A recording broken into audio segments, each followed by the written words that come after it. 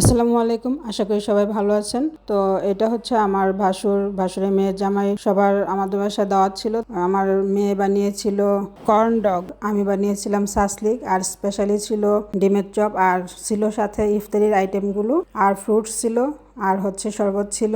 এইগুলি আর কি ছিল ইফতারি আইটেমে। তো এগুলো খাওয়ার পর হচ্ছে আমরা বসে বসে নামাজের পর খেয়েছিলাম ফালুদা।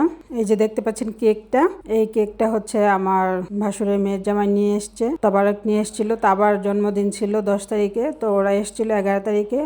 10 তারিখে আবার আমাদের বাসুরের বাসায় দাওয়াত ছিল। তো ওই দিন ও শুনে আর সাথে সাথে আনতে পারেনি, ও একটা স্পেশাল কেক খাওয়ায়। এর আগেও ওদের বাসায় গিয়েছিলাম, পরে দেখেছেন আপনারা ভিডিওতে, ও আমাদেরকে স্পেশাল একটা কেক খাইয়েছিল। তো এটাও ছিল সেই স্পেশাল কেক। নামাজ পড়ে আমরা খাচ্ছিলাম কেক আর ফালুদা, আর সবাই আড্ডা দিচ্ছিলাম। তারপরে যে রাতের আইটেমে ছিল চেওয়া মাছ শুকনা ভুনা, চিংড়ি মাছ ভুনা ছিল, সাথে ছিল মুরগির গোস্ত, ছিল গরুর গোস্ত, আর ছিল সিম টমেটো দিয়ে ভর্তা।